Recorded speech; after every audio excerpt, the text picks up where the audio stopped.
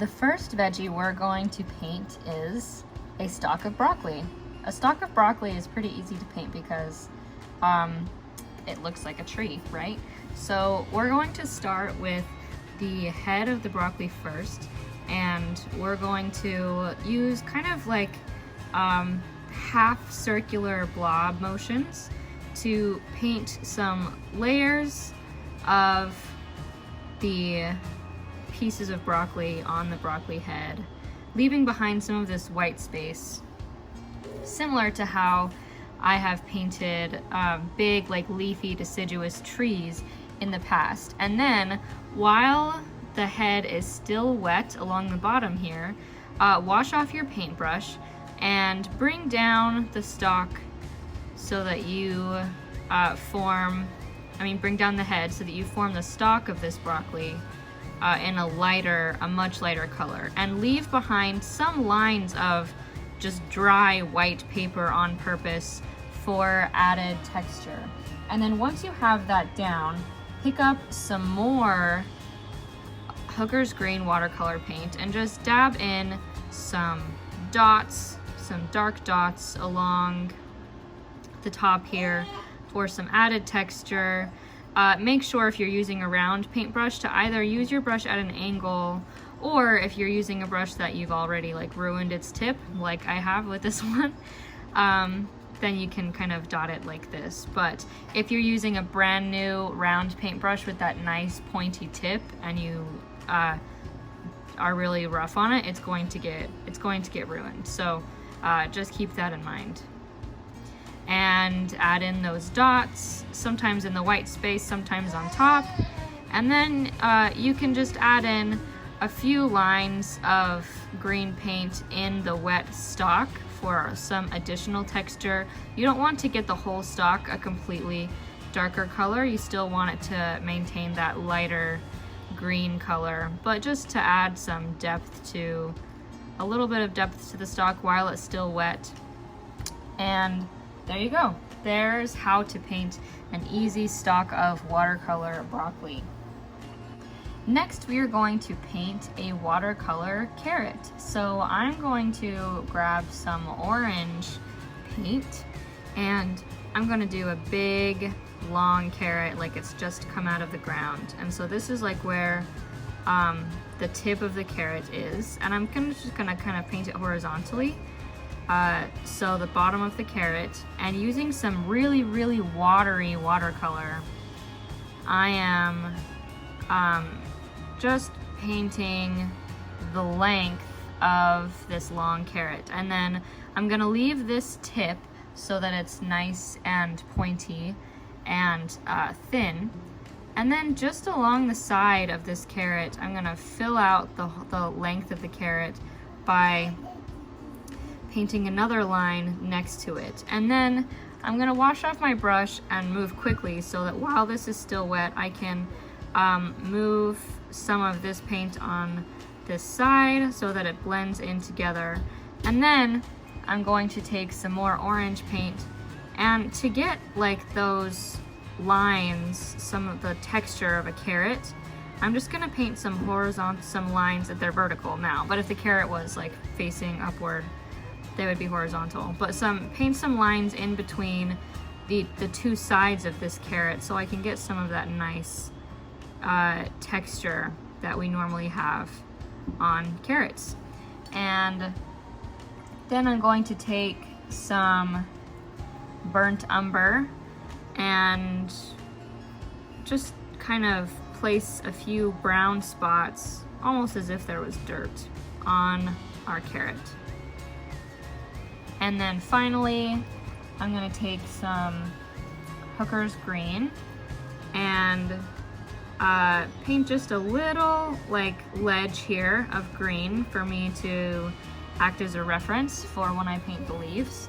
And then I'm going to paint some thin lines upward like this, and then toward the top of those lines, just kind of push down on my paintbrush to form some little leaves that will go right on top of those lines. These don't have to be perfect. They're essentially just blobs that I'm making with my paintbrush by pushing down on it like that. But it adds some nice texture, making sure to leave behind white space as always. And there is an easy watercolor carrot. Next, let's paint a stalk of asparagus. So I'm going to take some green, and asparagus are a little thicker, right? They don't have quite a thin, they don't really have a thin stalk, they're a little thicker. So I'm just going to paint like the outline of this asparagus in hooker's green, but then I'm also going to paint with water. So I used some pigment and then I washed off my paintbrush and just picked up water to move the pigment more so that I can showcase some of the lighter values of this pigment and create some depth in this asparagus. And then as we get to the top, I'm going to taper it a little bit more. And then similar to how we painted the leaves of the carrot, I'm going to use the side of my paintbrush to form the textured parts of this asparagus.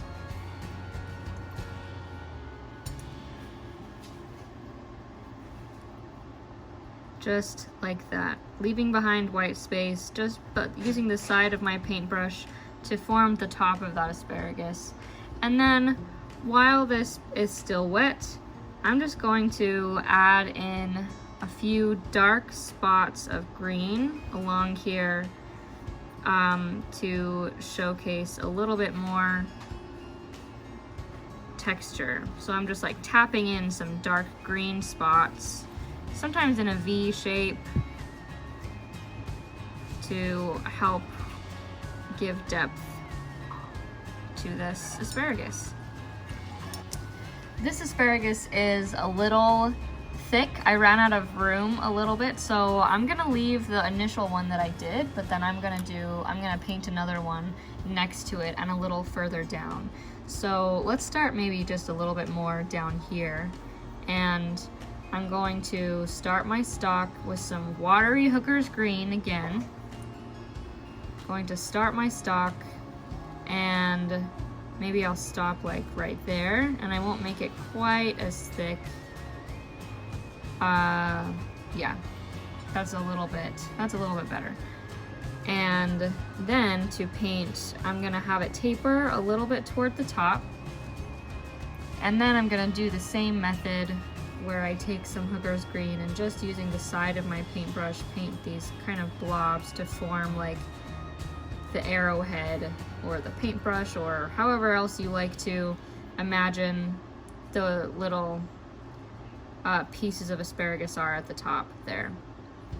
But the difference between these two, as you can see, is that this stalk is a little thinner, so that the top of the asparagus, just the proportions are just a little bit better.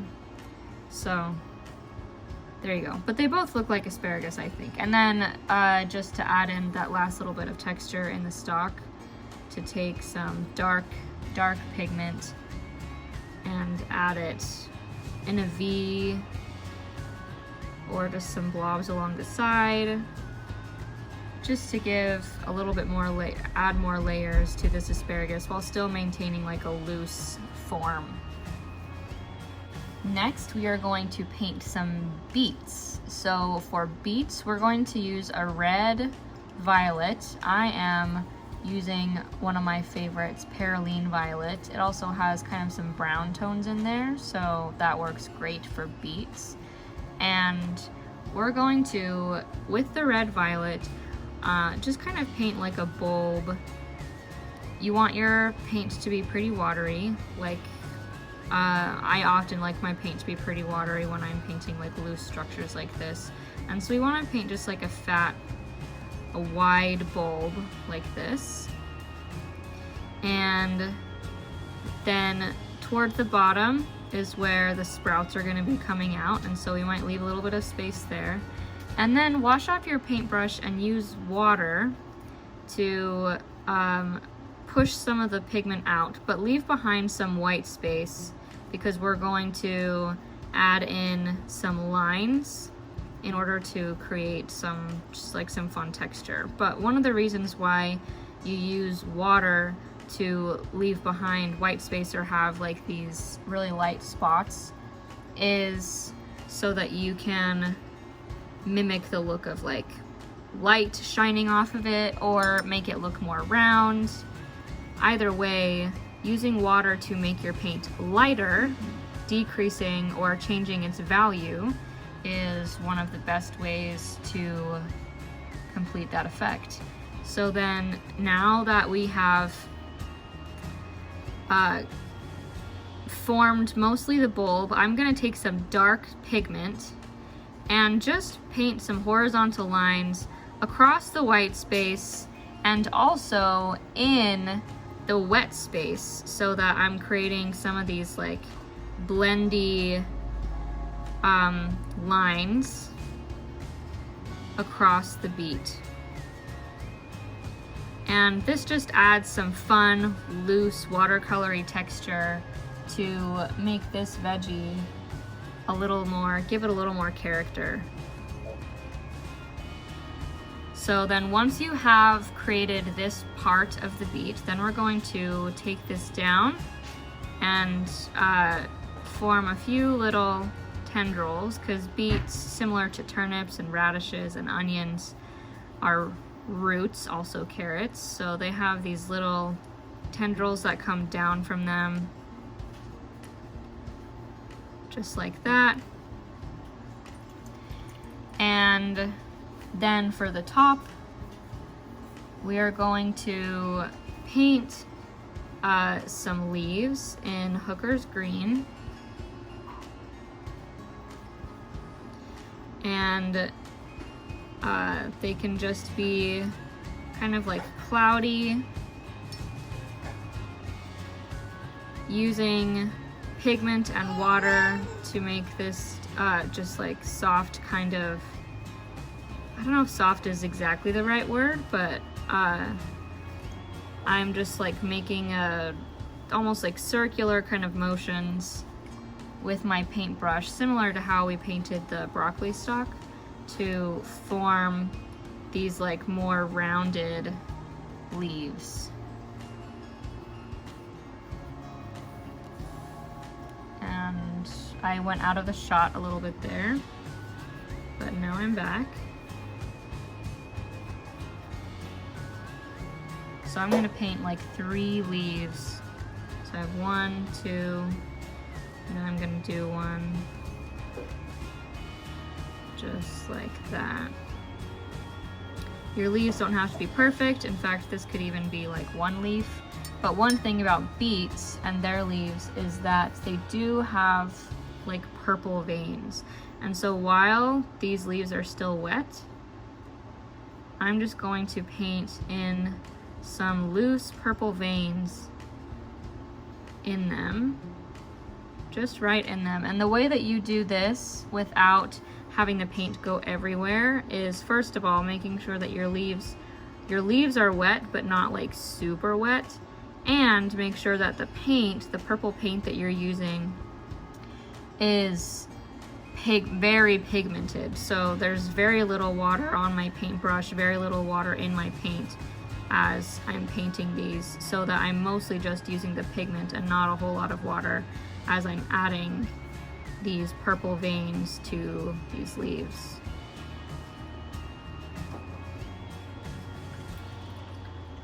And there you go. That is a pretty easy way to paint a watercolor beet. Finally, we are going to paint just a little bulbous Brussels sprout. So I'm going to use some C-curves or crescent strokes and Hooker's Green, one of my favorites, to just kind of form the bulb of this sprout. But in the middle, I'm leaving behind white space to show that there are multiple leaves on this sprout. And And then I could even along the outside do something similar, paint just like a little layer on the outside on purpose, leaving behind all of these little white spaces, and that will just showcase the different layers in the sprout. And then sprouts come to a head at the top, and just right at the top I'm gonna use just a little bit of like light burnt umber here, which is brown, to paint just a little head at the top of this sprout. And just to kind of connect it back with the green, I'm just doing some loose painting here to add in those details of the sprout. And then last but not least, if I take some really dark pigmented green and do just a few more crescent strokes with the heavily pigmented green, then I can get just even some more texture to showcase some of these sprout layers that are on top of each other.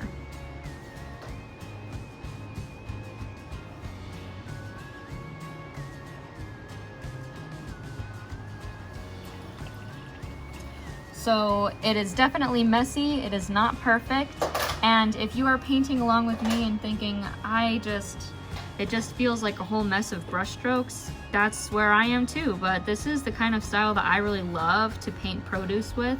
I love to paint vegetables like this because I think it's just a really fun, artsy way to demonstrate these foods that we see almost every day.